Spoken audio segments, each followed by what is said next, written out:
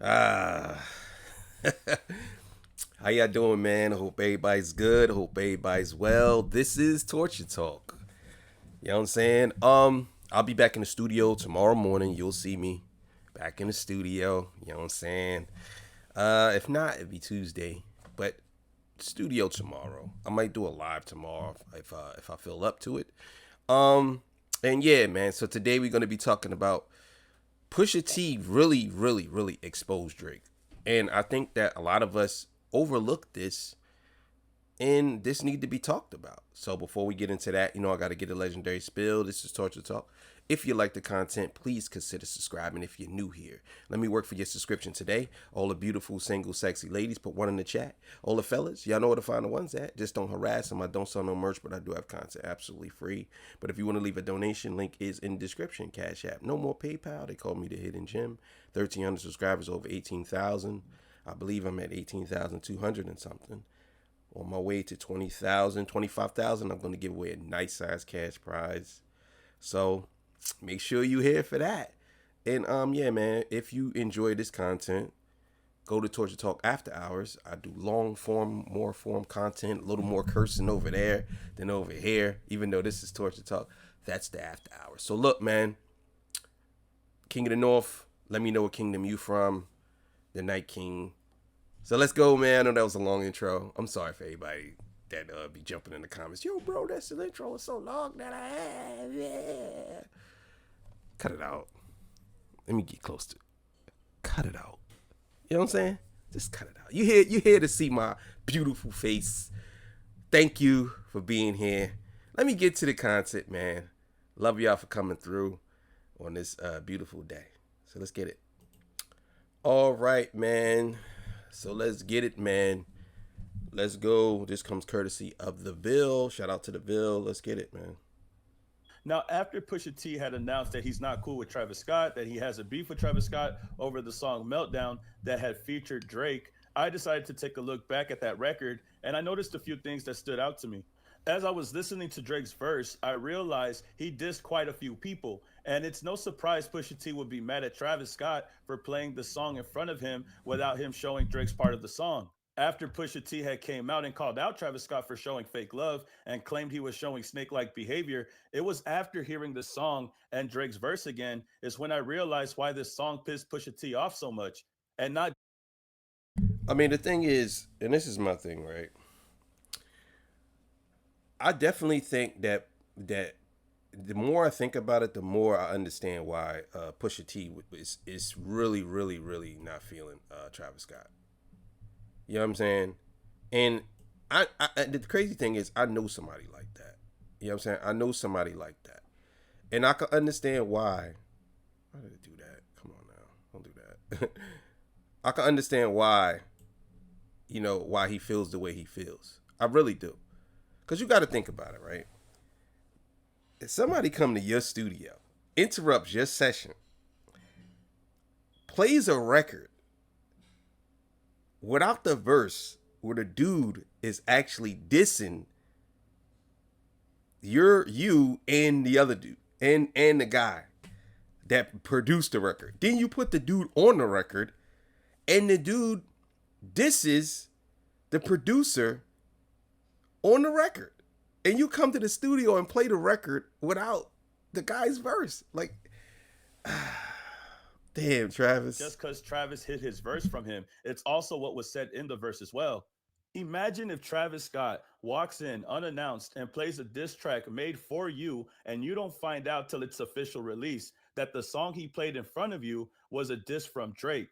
Not only that, but it's what's said in the song after going back that really caught my attention. So, the key part that I want to point out is Drake's part of the verse where he says, "Heard your new joint, it's embarrassing shit. You talk to the cops on some therapist shit. You act like you love this American shit."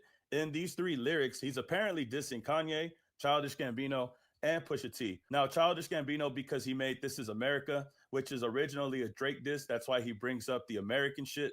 and diss Kanye because there was a time where Kanye was being bombarded by paparazzi and called the cops. And also around the same time, people were saying that he needed therapy. He was also not cool with Drake at this time as well. And then in the same bar, he disses Pusha T. The irony of Drake saying somebody needs therapy and he really has a therapist.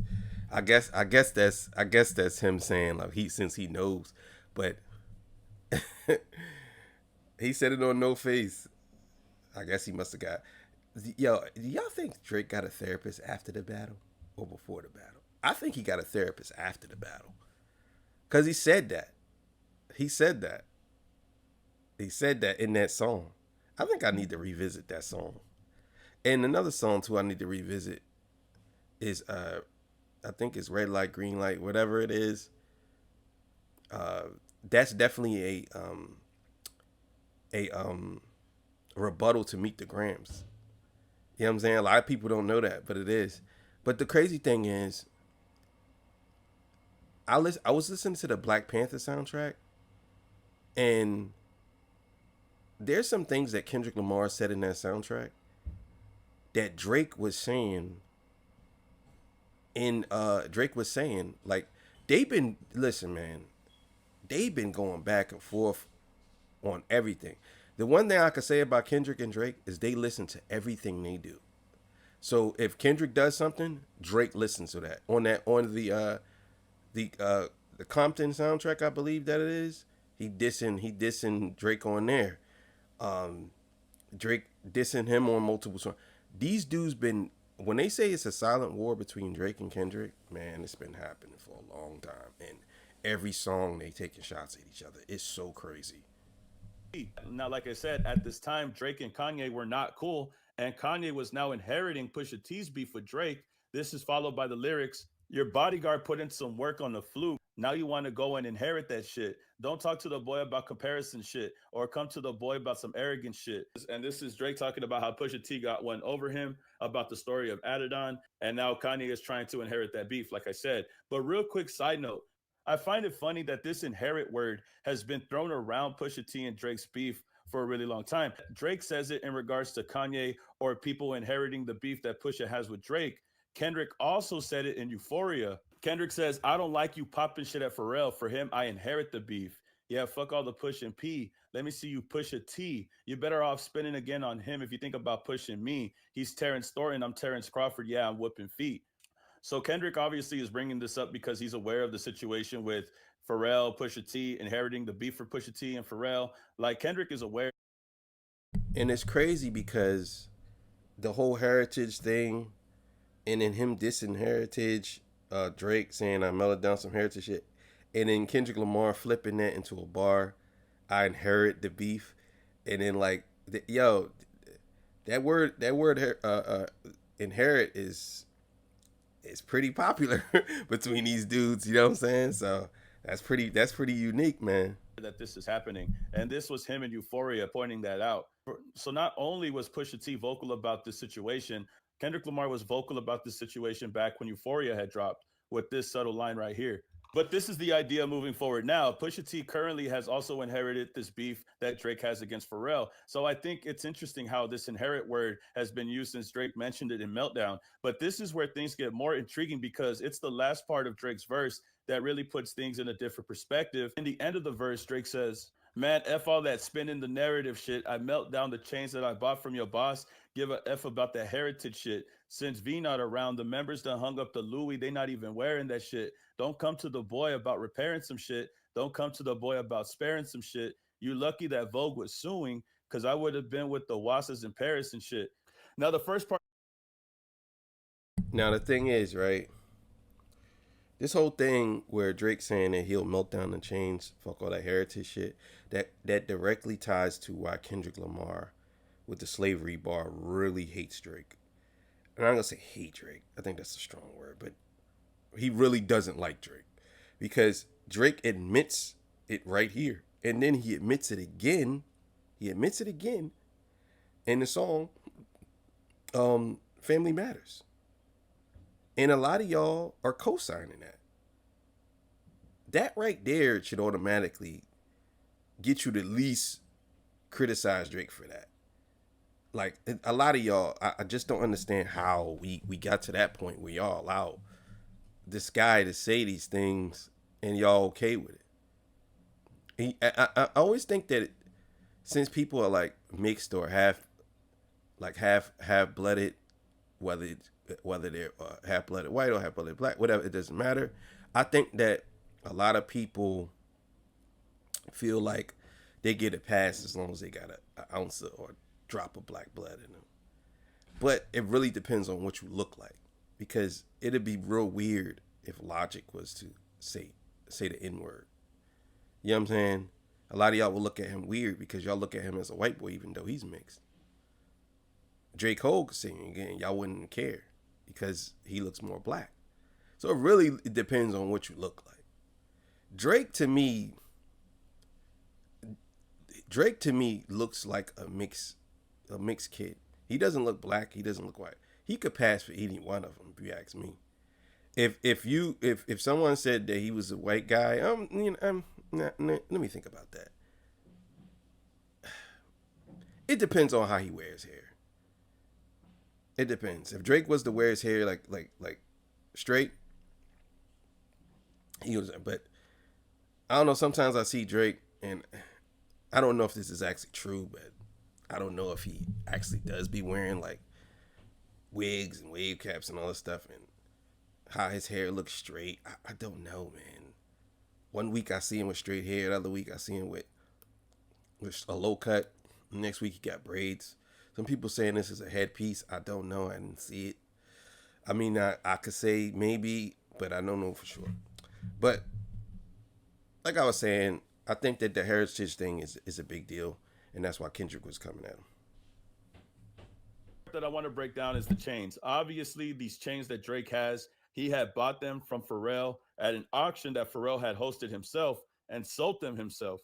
But this whole time, Drake was bragging about having them as if he stole them or snatched them from him. But that was never the case. He literally paid Pharrell for the items he didn't care for anymore. But Drake ran with this narrative and was claiming he was going to melt the pieces down, claiming he didn't care about Pharrell or the heritage or legacy of Pharrell by doing so. Secondly, Drake brings up Virgil, which is very important because of his passing. After he had passed away, Drake had took to social media to say his condolences regarding Virgil. He had made several posts about Virgil after he had passed, and since Virgil isn't around, he chooses not to wear Louis Vuitton anymore. But not just because of that, it's also because after Virgil's passing, the next person to take his place is none other than Pharrell.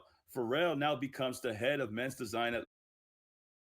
What I find kind of fascinating about this whole story is sometimes I think Drake thinks that he's friends with these people who are really not friends with him.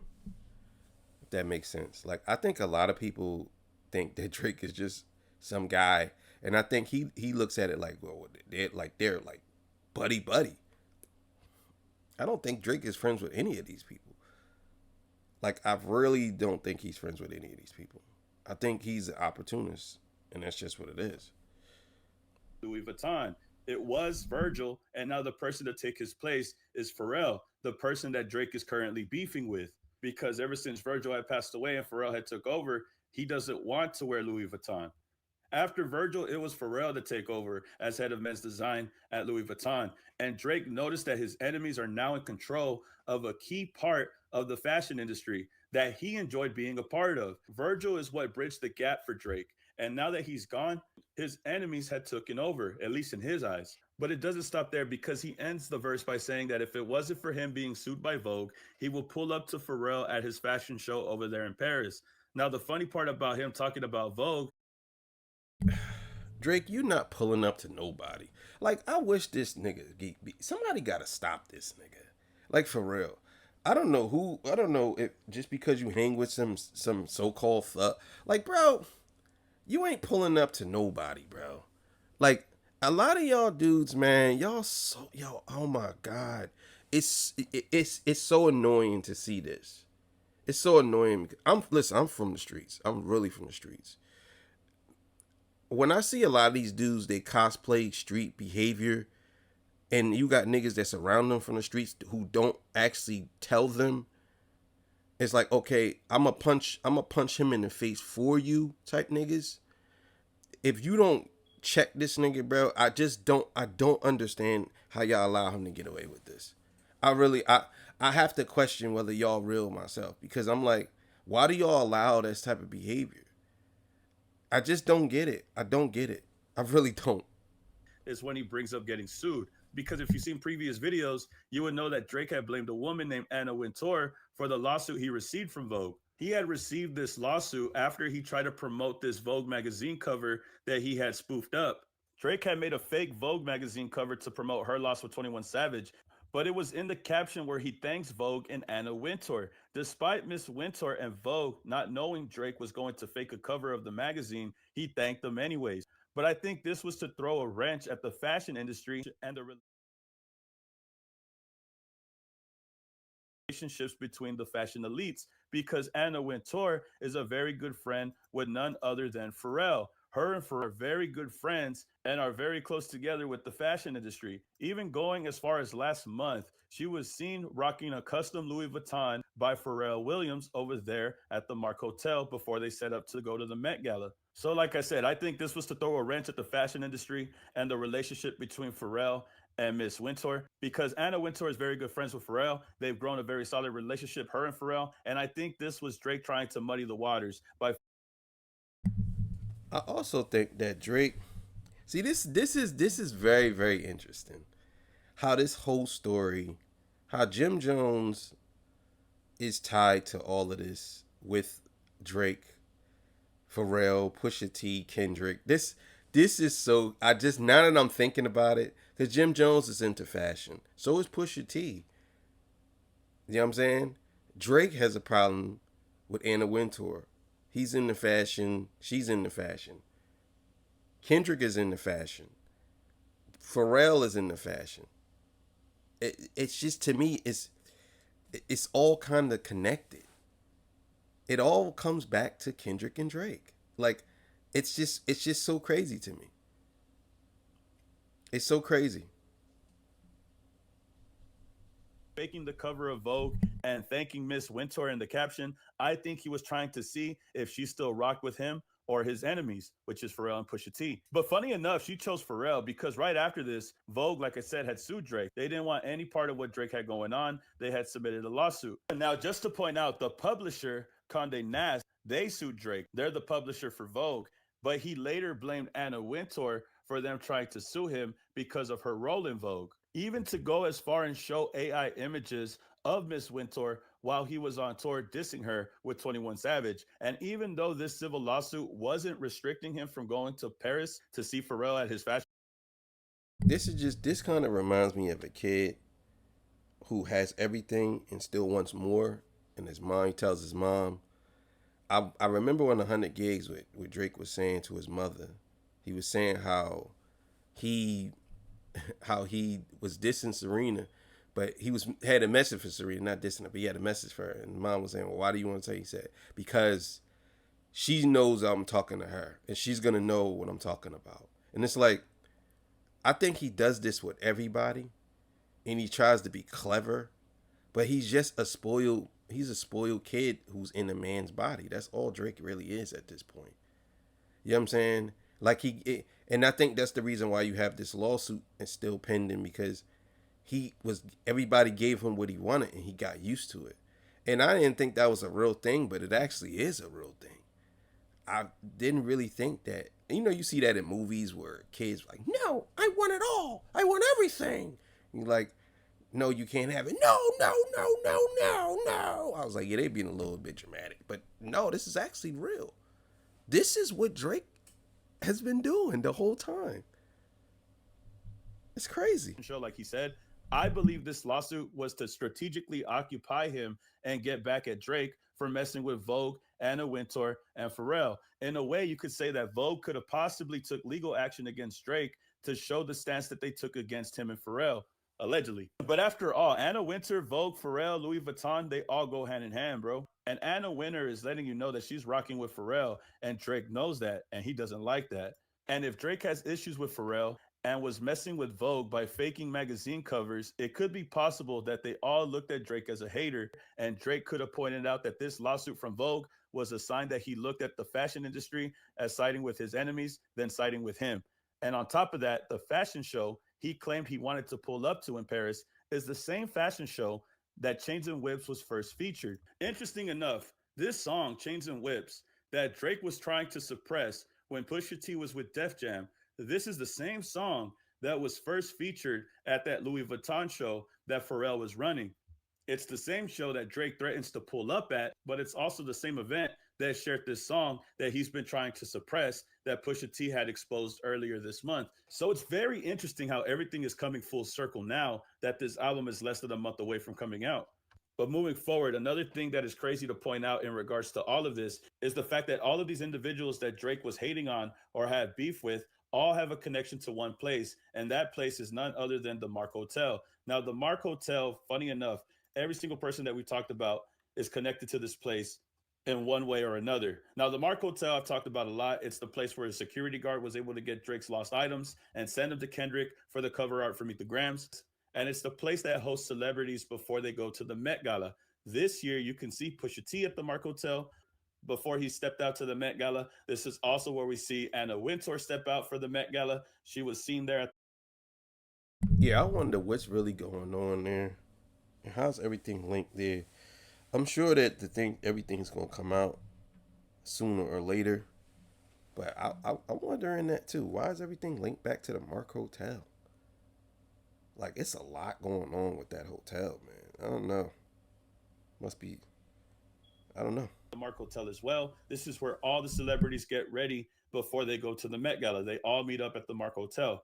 So not only does Drake have beef with all of these individuals, they also share this connection to this location that ended up exposing Drake in the battle against Kendrick Lamar, as well as these other rumors about Drake at this hotel.